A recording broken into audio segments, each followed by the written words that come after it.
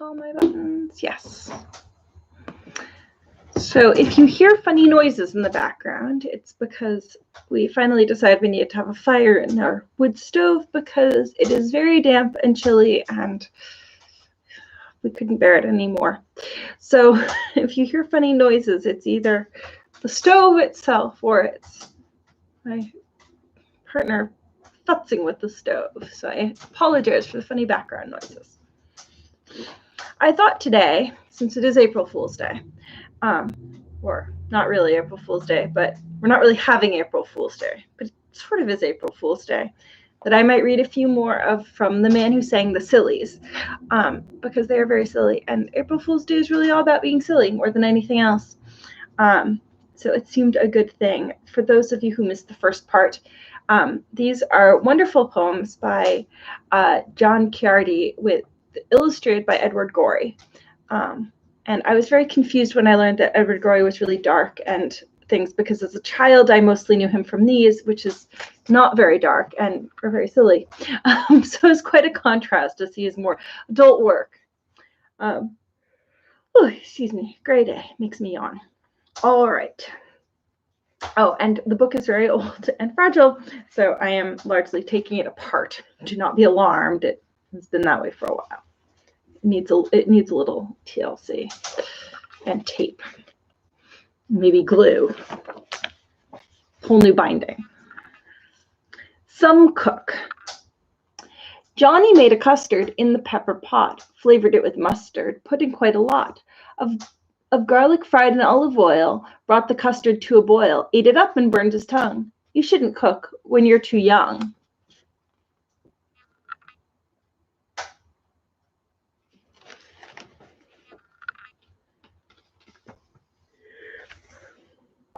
Lobster music. Oh, this is very appropriate. Yesterday we had lobsters for supper. If you haven't been paying attention, the price of lobsters really down because there's no market for them, which is bad.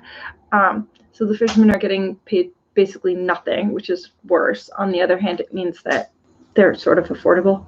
So we decided to treat ourselves to lobsters for supper. There was a man in a lobster boat. His traps were made of fiddle strings, and every lobster that he caught played him a tune. The middle strings were set to play and bound away at the scrape of a lobster's claw. With the treble would tinkle, twinkle, twinkle, and the bass I dreamed I saw. As soon as he heard the music start, the lobster man began to cry, for the music made him sad at heart, although he didn't exactly know why. Except the thought of the lobster pot and the lobsters bubbling away, with never a song to cheer them along, and never a tune to play. But bubble, bubble, toil and trouble, as sad as a tune can be. And that is why, he said with a sigh, when I drop my traps in the sea, I like a song to cheer along, my pets. And you will agree that it gets too hot when you're in the pot for a proper melody.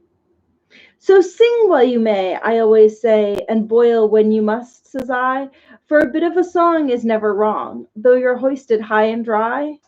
And I like a bit of a tune, I do, when lobsters are on the way, boiled and buttered or in a stew, or cold in a salad for lunch the next day.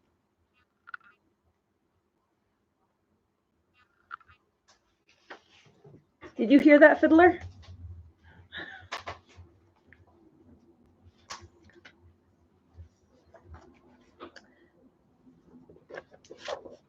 Book is really falling apart now. The Happy Family. Before the children say goodnight, mother, father stop and think. Have you screwed their heads on tight? Have you washed their ears with ink? Have you said and done the thought, that earnest parents should? Have you beat them as you ought? Have you begged them to be good? And above all, out the door and douse the light. Think, be certain, search your heart. Have you screwed their heads on tight? If they sneeze when they're asleep, will their little heads come off? And if they breathe very deep, if especially they cough, should, alas, the little dears lose a head or two, have you inked their little ears? The girls' ears pink, the boys' ears blue. Children's heads are very loose, mother, father, screw them tight. If you feel uncertain, use a monkey wrench, but do it right. If a head should come unscrewed, you will know that you have failed. Doubtful cases should be glued. Stubborn cases should be nailed. And when all your darlings go sweetly screaming off to bed, mother and father, you may know, angels guard each little head. Come the morning you will find, one by one, each little head full of gentle thoughts and kind, sweetly screaming to be fed. It's the poem I remember the most from this book. I've forgotten about that. My mother was always starting to screw our heads on tight. Time. The stars sit still and the world goes round. Egypt, India, Egypt, USA, and the world keeps turning. The sun comes out, and that's the story of every day. Turn from the east, turn to the west, the sun comes out, the stars to climb. As high as noon, then down again, and that's the story of time. The stars tell the time to the telescope tells the clock tells everyone in the house. That's the story of tick and talk. If you want to hear the star in the clock, go fish one out of the pool. If you can't do that, you'll have to wait till you learn the stars in school. And the truth is just what I said it was, and just as it has to be, and just as it is always before, and just as they taught it to me. The stars tell time to the telescope, and the telescope tells time to the clock, and the clock tells everyone in the house, and that's the story of tick and talk.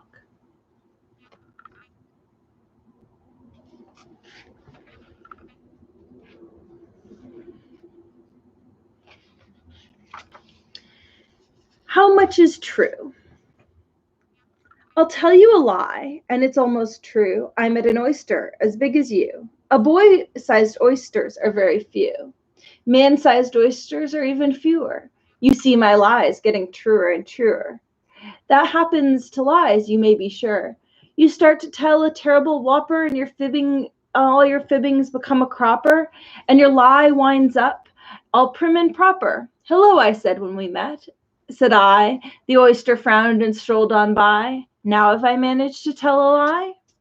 The oyster's name was Snaggletooth. He had a sister named Blue Point Ruth. They lived in a shipwrecked telephone booth. How do I know? Well, some I guessed, and some I imagined, and the rest, my friend, the oysterman confessed. The oysterman's name is Rocky Ray, the champion mudfoot of Chesapeake Bay. He told me all this yesterday. In his tears poured out like the morning tide, I stole them out of the sea, he cried, where they all lay all cozy and side by side. In their well-kept shipwreck telephone booth, I sold the oyster named Snaggletooth, and for lunch I had crackers and Blue Point Ruth. And that's what he told me, more or less. And some say no and some say yes, but true or not, it's anyone's guess.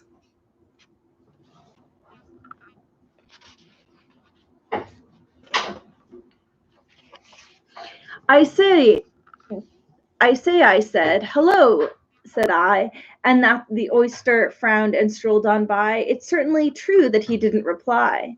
He may not have frowned when they come to town, oysters strolling along look down. With strange expression, it could be a frown.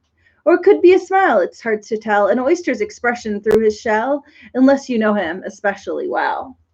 And that's my story, you realize. It's bound to come as a sort of surprise to meet an oyster of such a size. Just strolling along, well, maybe not exactly strolling. It looked a lot as if you were strolling.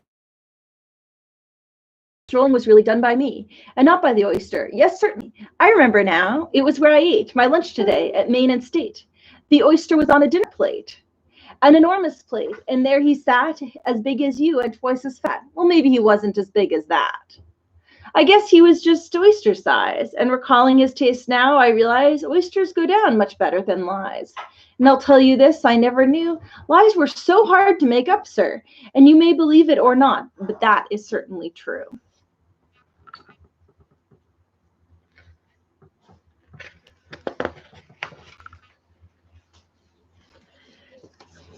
The Man from the Woods.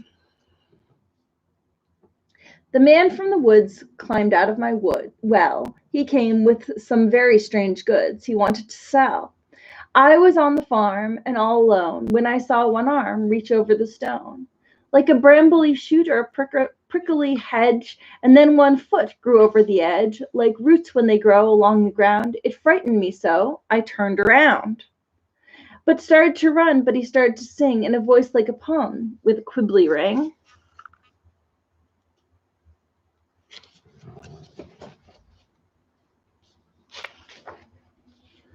A two-tone voice, like a brook on a hill. It was just half a noise and half bird trill. Come by, what I have to sell. What's deepest, darkest, and longest gone, out of the sun and down through the well, to the darkest places in the stone. I have veins of iron and dusts of gold, moss cake, root hair, beetle shell, the last ball Van Winkle bold, and somewhere the first as well. I have mildew glue and limestone twists, dark of caves and water sound, bat fur, foxfire, mandrake fists, and all the lost buttons that no one has found.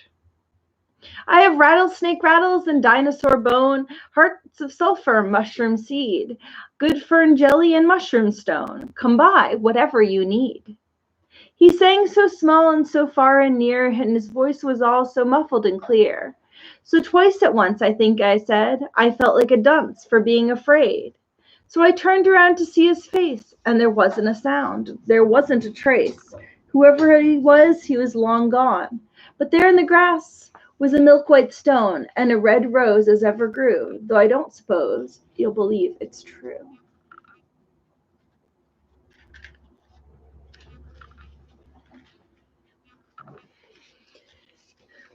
Margaret Nash got wet, but I don't know how. Margaret Nash went swimming, splash, right in the middle of the ocean. What swimming where? Who took her there? I haven't the slightest notion. She jumped from a ship and cut her lip, according to the squid. She fell from a plane that was going to Spain. That's what the fish said. She fell from a cloud she wasn't allowed, except in dreams, to ride. It changed to rain, and she couldn't remain, or so I'm told, by the tide. She paddled on toast away from the coast, according to the whale. The toast soaked thin, Margaret fell in, but what an unlikely tale. What a pack of lies. It's just not wise to trust what you hear in the ocean, and the truth to tell, the fact is, well, I haven't got the slightest notion.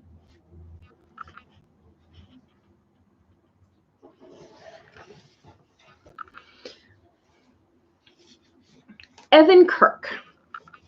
Evan Kirk is looking for work. Work, what can he do? He could milk a cow if he just knew how. He can almost buckle a shoe. He can count to 10 again and again, with hardly a real mistake. He could drive a bus if one of us would handle the wheel and brake. He can climb a chair when no one's there. He can reach where the cookies are. He can catch you frogs and pollywogs at 11 cents a jar. For a nickel a day, he will hammer away at woodwork, walls, and doors. For nothing at all, he'll paint the hall and nail down all of your floors. The little dear has been working here a year, well, almost 2, and you couldn't foresee how glad we'd be to send him to work on you.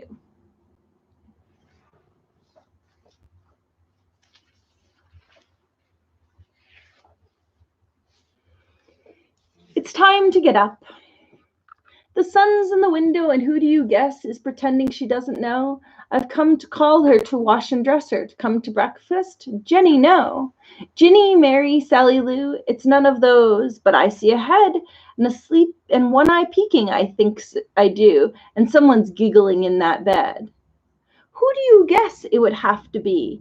It isn't I. I'm already dressed, and Mother's downstairs, so it couldn't be she. And there's nobody else, but you guess. That's my buzzard, bright as beans. Flap your wings and away we go. We have waffles as crunchy as window screens and shredded rope to help you grow. And rubber band pudding with raisins and snails and 17 kinds of preposterous meat, including the horns, the hooves, and the scales. So toss back those covers and come down and eat. For the sun's in the window, a bird's on the sill, and the wind in the top of the tree, singing, oh, what a shame to be lying there still, when it's time to be playing with me.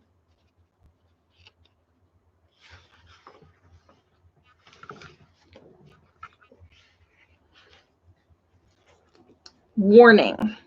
Oops. The inside of a whirlpool is not a place to stop, or if or you'll find you reach the bottom before you reach the top.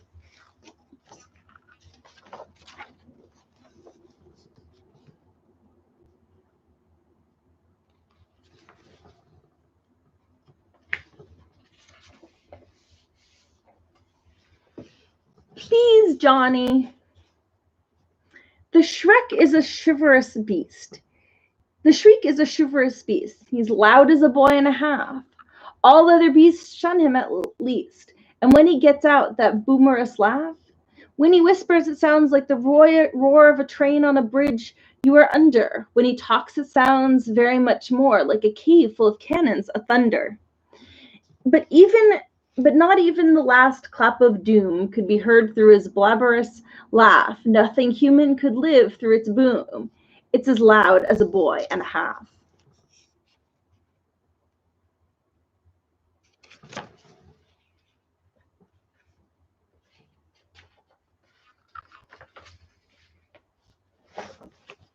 Two lessons. A frightful scowl met an owl sitting in a tree. The owl said, "Who? If it was you," you answered, "It is me." Then you hide your face, you're in disgrace, and the next time you reply to a bird in a tree, don't say, "It's me." Say properly, "It is I." 2. People who say news for news must think that kittens' cries are moos.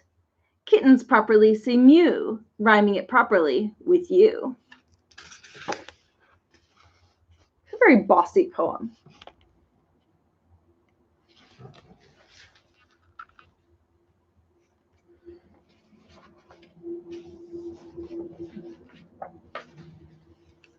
Sizes.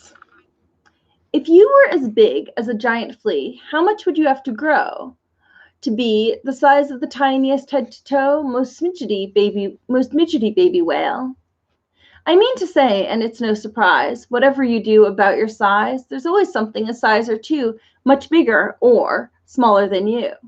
I mean to say what's big for some is small for others. And now get along home, and whether you stay or wander far, just be the size of whatever you are.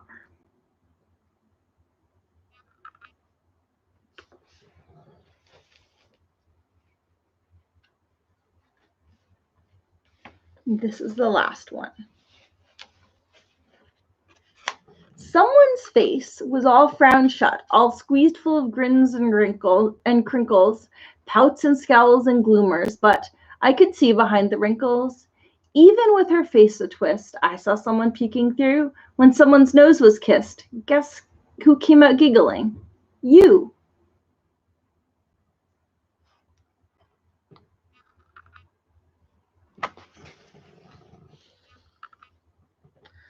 The end. It's a very good book. I had more or less forgotten it. And I have to say, I really love this particular illustration. Thought we could read the last chapter of Understood Betsy.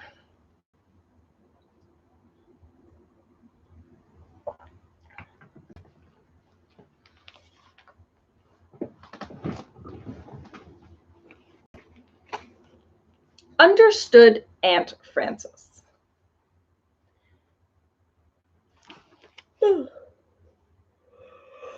all yawns today. My apologies.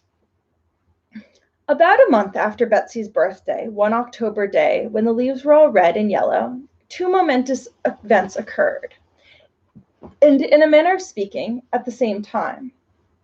Betsy noticed that her kitten, Eleanor, she still thought of her as a kitten, although she was now a big grown-up cat, spent very little time around the house. She came into the kitchen 2 or 3 times a day, mewing loudly for milk and food, but after eating very fast, she disappeared at once.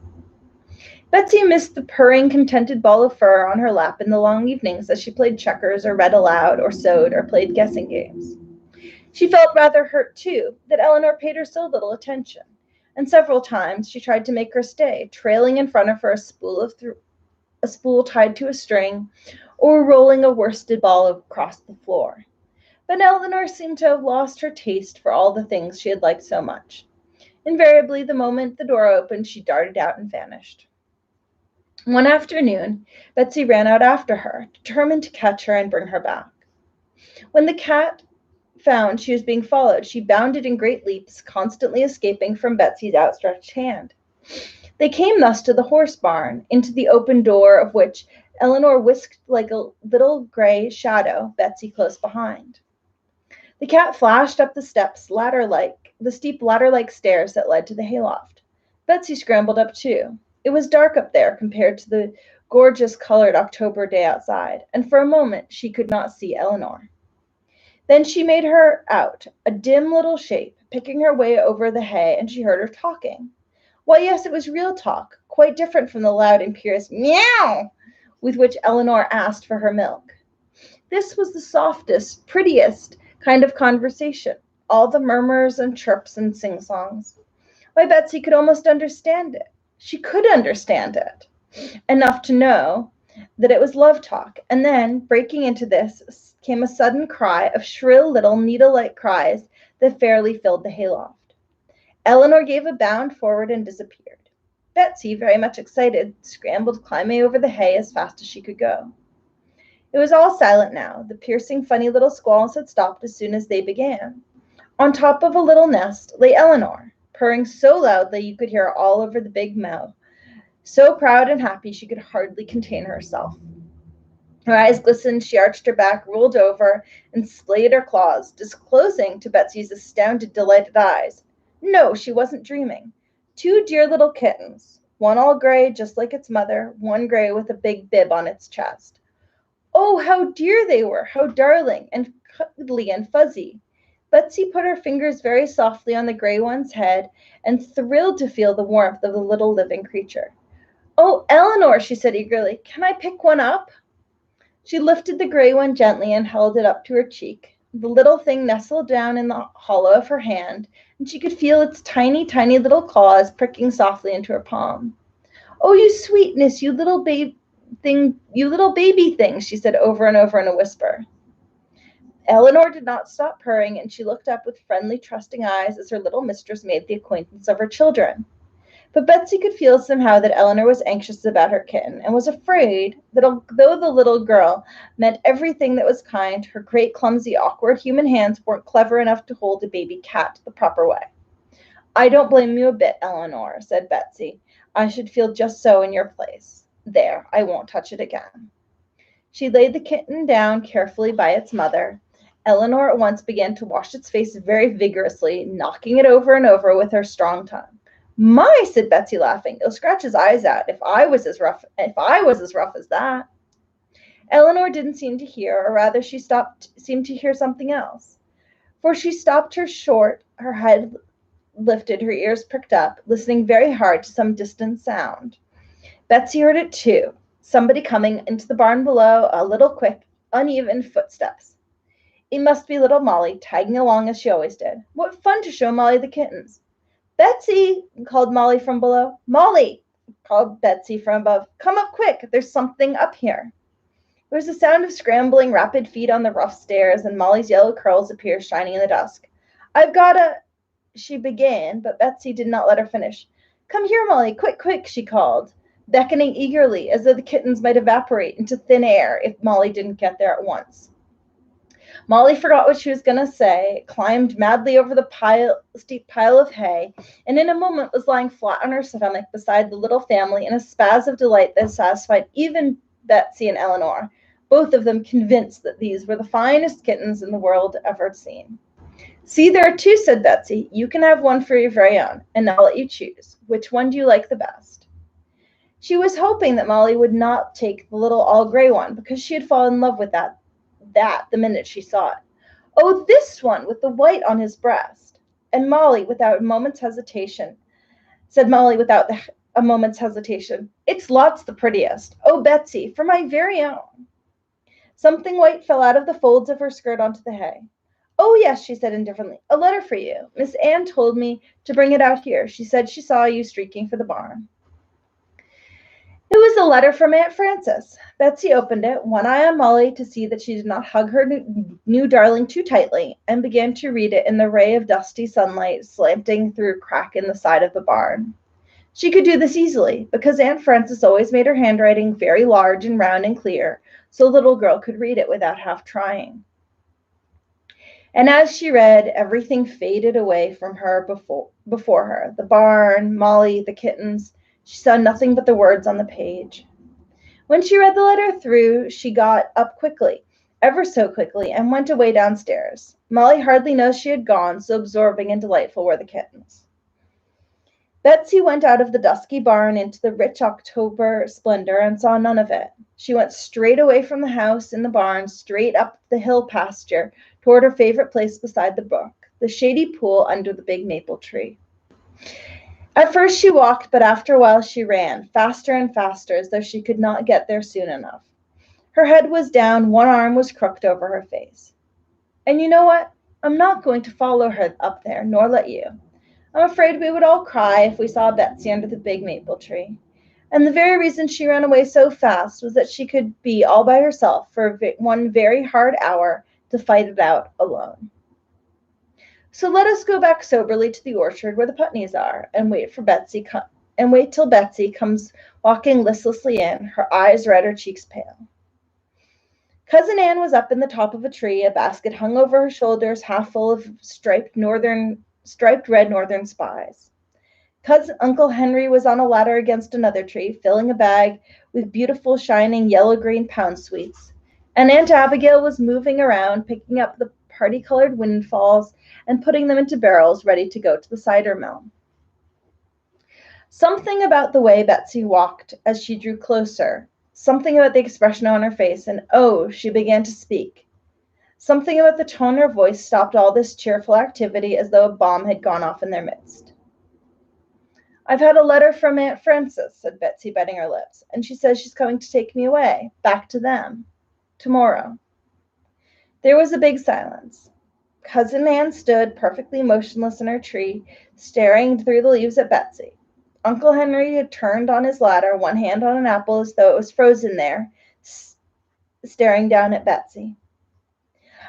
Aunt Abigail leaned with both fat hands on her barrel, staring hard at Betsy. Betsy was staring at her shoes, biting her lips and winkling her eyes. The yellow, hazy October sun sank slowly towards the rim of Hemlock Mountain and sent long golden shafts of light through the branches of the trees upon this group of people, so silent, so motionless. Betsy was the first to speak, and I'm very proud of her for what she said. She said loyally, "Dear Aunt Frances, she was always so sweet to me. She always tried so hard to take care of me." For that was what Betsy had found up by the brook under the big red maple tree. She found there a certainty that, whatever else she did, she must not hurt Aunt Frances's feelings. Dear, gentle, sweet Aunt Frances, whose feelings were so easily hurt and had given her so many years of anxious care. Something up there had told her, perhaps the quiet blue shadow of Windward Mountain creeping slowly over the pasture toward her, perhaps the silent glory of the great red and gold tree, perhaps the singing murmur of the little brook, perhaps all of them together, had told her that now had come a time when she must do more than what Cousin Anne would do, when she must do what she herself knew was right, and that was to protect Aunt Frances from hurt. When she broke down out there in the orchard, she broke the spell. When she spoke out there in the orchard, she broke the spell of silence. Cousin Anne climbed hastily down from her tree with her basket only partially filled.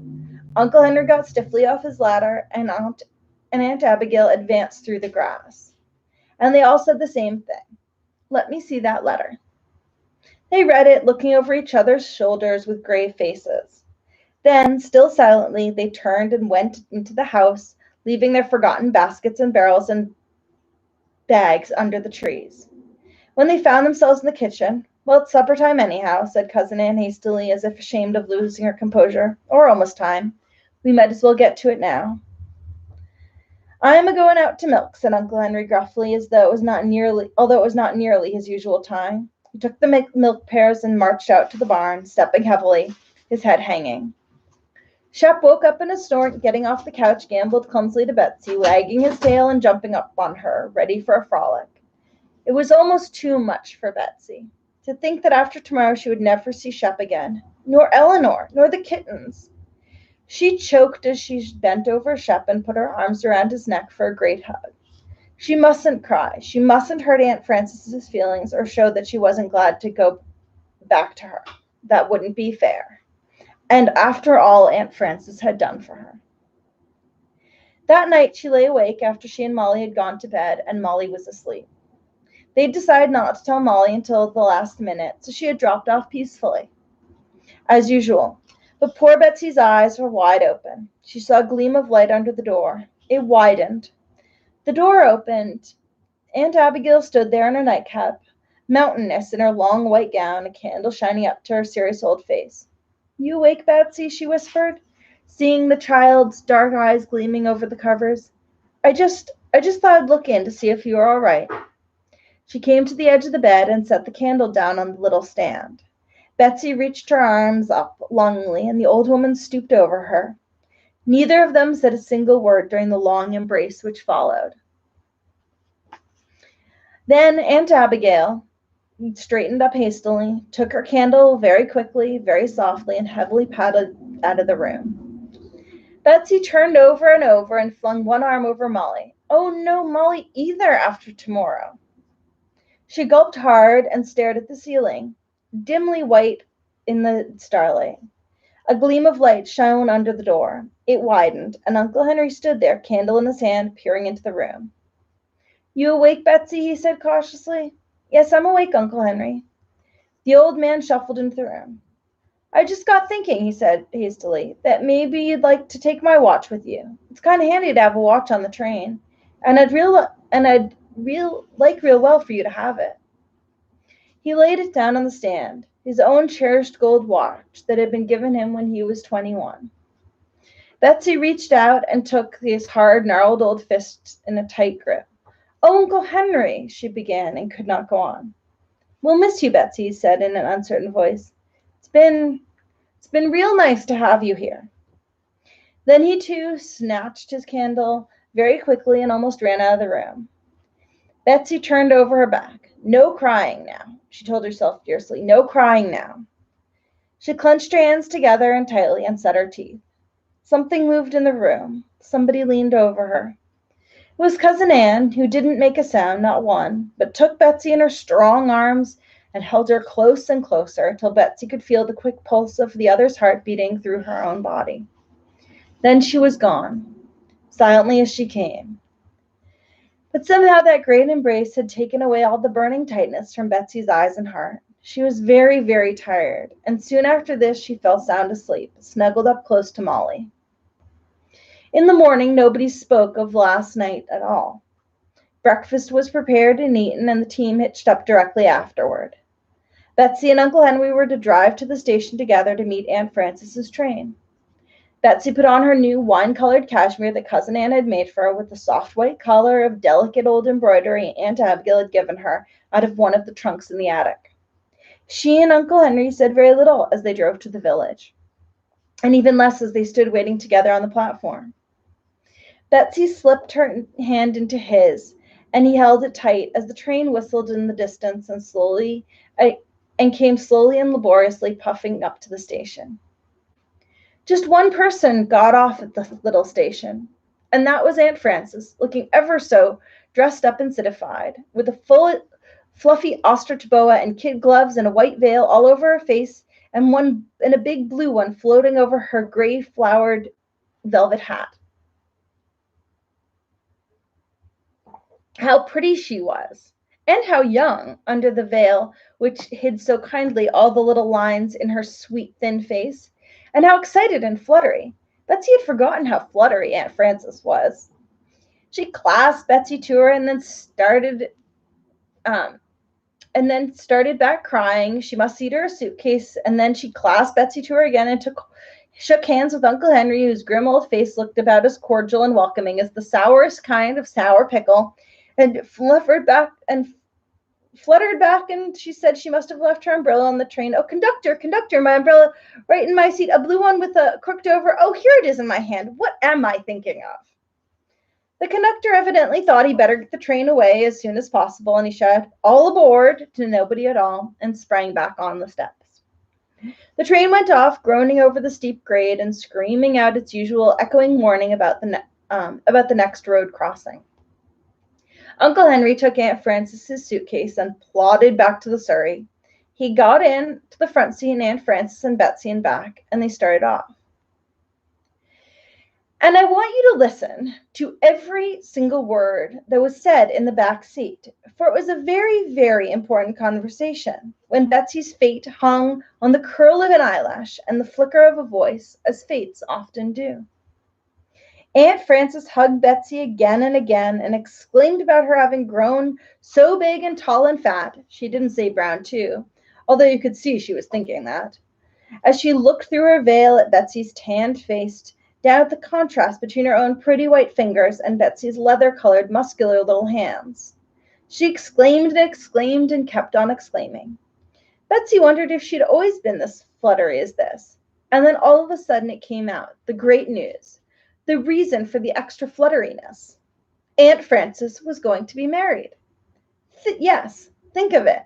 Betsy fell back open-mouthed in astonishment. Did Betsy think her Aunt Frances a silly old thing? "Oh, Aunt Frances, no," cried Betsy fervently. "You look just as young and pretty, lots younger than I remember you." Aunt Frances flushed with pleasure and went on. "You'll love your Aunt Frances just as much, won't you, when she's Mrs. Plimpton?" Betsy put her arms around her and gave her a great hug. "I'll always love you, Aunt Frances," she said. "You'll love Mr. Plimpton, too. He's so big and strong, and he just loves to take care of people. He says that's why he's marrying me. Don't you wonder where we're going to live?" she asked, answering her own question quickly. "Why, we're not going to live anywhere. Isn't that a joke? Mr. Plimpton's business keeps him always moving around from place to place, never more than a month anywhere." "What'll Aunt Harriet do?" asked Betsy wonderingly.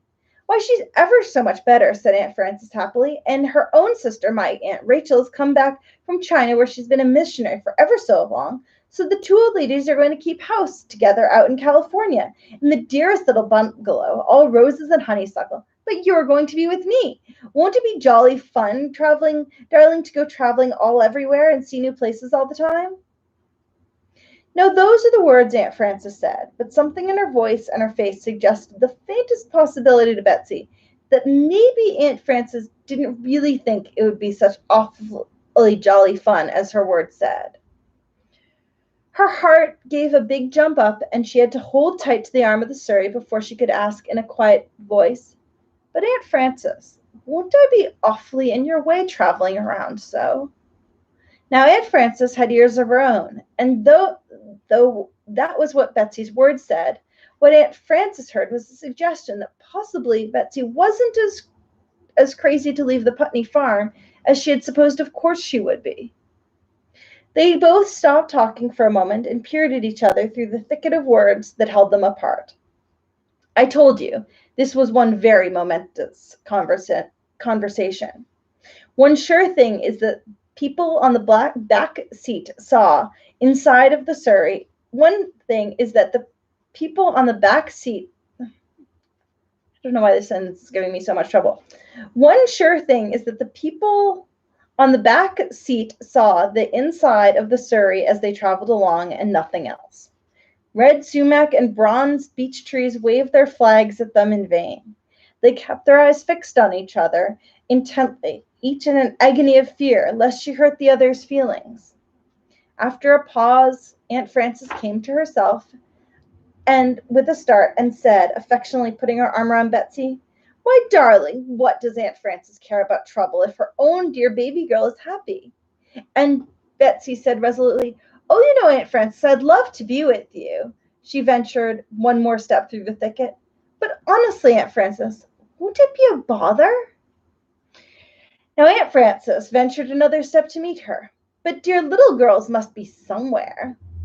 And Betsy almost forgot her caution and burst out, "But I could stay here. I know they would keep me." Even Aunt Frances's two veils could not hide the gleam of relief and hope that came into her pretty, thin, sweet face. She summoned up all of her courage and stepped out into the clearing in the middle of the thicket, asking right out, "Why, do you like it here, Betsy? Would you like to stay?" And Betsy, she could never remember afterwards if she had been careful enough not to shout too loudly and joyfully. Betsy cried out, "Oh, I love it here." And there they stood, face to face, looking at each other with honest and very happy eyes.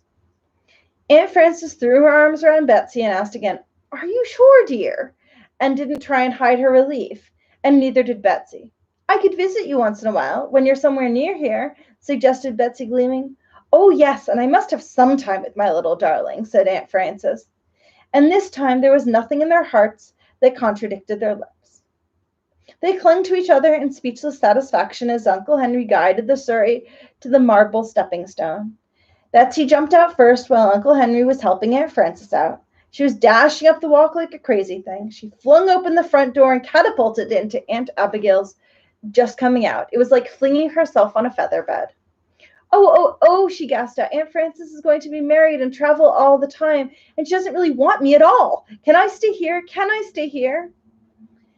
Cousin Anne was right behind Aunt Abigail, and she heard this. She looked over her shoulders towards Aunt Frances, who was approaching from the behind, and said in her usual calm and collected voice, "How do you do, Frances? Glad to see you, Frances. How well you're looking. I hear you're in for congratulations. Who's the happy man?" Betsy was so overcome with admiration of her coolness in being able to talk so in such an exciting moment. She knew Aunt Abigail couldn't have done it, for she sat down in a big rocking chair holding Betsy on her lap. The little girl could see her wrinkled old hand trembling on the arm of the chair. "I hope that means," continued Cousin Anne, going as usual straight to the point, "that we can keep Betsy here with us." "Oh, I'd like to, all right," said Betsy, looking confidently up into Aunt Abigail's face. Aunt Abigail spoke now. She cleared her throat twice before she could bring a word out. Then she said, "Why, yes, we're kind of like to keep her. We've sort of gotten used to having her around." That's what she said. But as you have noticed before this exciting day, what people said didn't matter as much as what they looked. And her old lips pronounced these words so quietly, the corners of Aunt Abigail's mouth were twitching, and she was swallowing hard. She said impatiently to Cousin Anne, "Hand me that handkerchief, Anne." And as she blew her nose, she said, "Oh, what a fool I am."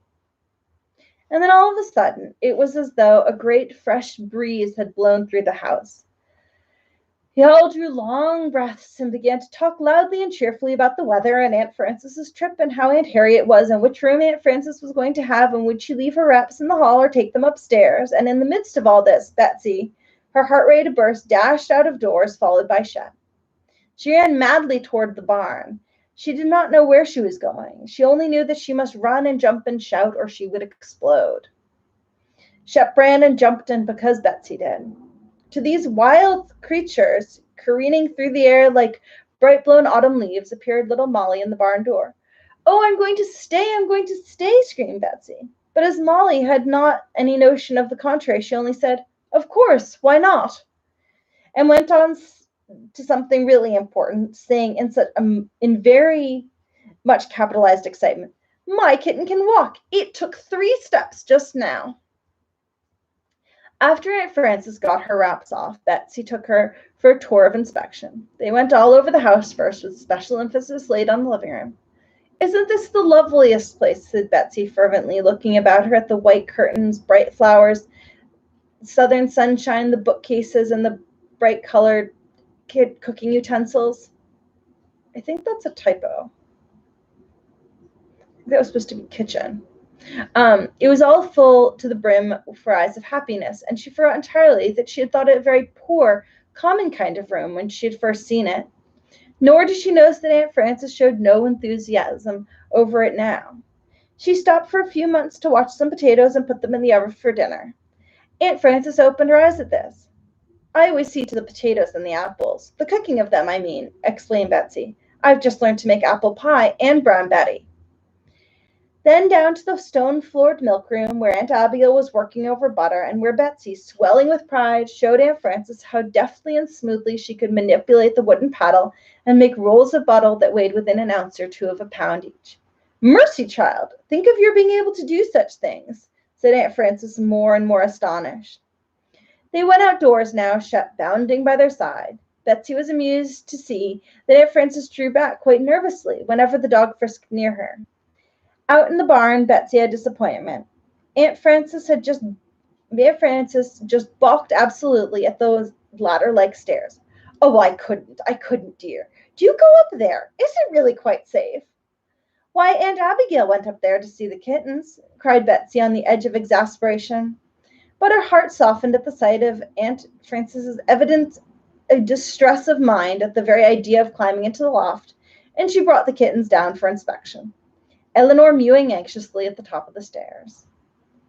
On the way to the house, they had a sort of adventure, and it brought home to Betsy once and for all how much she loved dear, sweet Aunt Frances, and just what kind of love it was. As they crossed the barnyard, the calf approached them with playfully leaping stiff-legged into the air and making a pretense of butting at them with its hornless young head. Betsy and Shep often played with the calf in this way by the half hour, and she thought nothing of it, hardly noticed it, in fact. But Aunt Frances gave a loud, piercing shriek as though she were being cut to pieces. Help, help, she screamed. Betsy, oh, Betsy! She had turned white as a sheet and could not take a single step forward. It's nothing, said Betsy rather impatiently. He's just playing. We play with him, Beth, Shep, and I. The calf came a little nearer with lowered head. Get away, said Betsy indifferently, kicking at him. At this hint of masterfulness on Betsy's part, Aunt Frances cried out, Oh, yes, Betsy, do make him go away. Do make him go away. It came over Betsy that Aunt Frances was really frightened. Yes, really, and all at once her impatience disappeared, never to come back again. She felt towards Aunt Frances just as she did towards little Molly, and she acted accordingly. She stepped in front of Aunt Frances, picked up a stick, hit the calf a blow on the neck with it. He moved away, startled and injured, looking at his playful with reproachful eyes. But Betsy was relentless. Aunt Frances must not be frightened. Here, Shep, she called loudly, and when the big dog came bounding to her, she pointed to the calf and said sternly, Take him into the barn. Drive him into the barn, sir. Shep had asked nothing better than this command, and charged forward, barking furiously and leaping into the air as though he intended to eat the calf alive, very proud of himself, and mounted guard at the door. Aunt Frances hurried along desperately through the gate of the barnyard. As it fell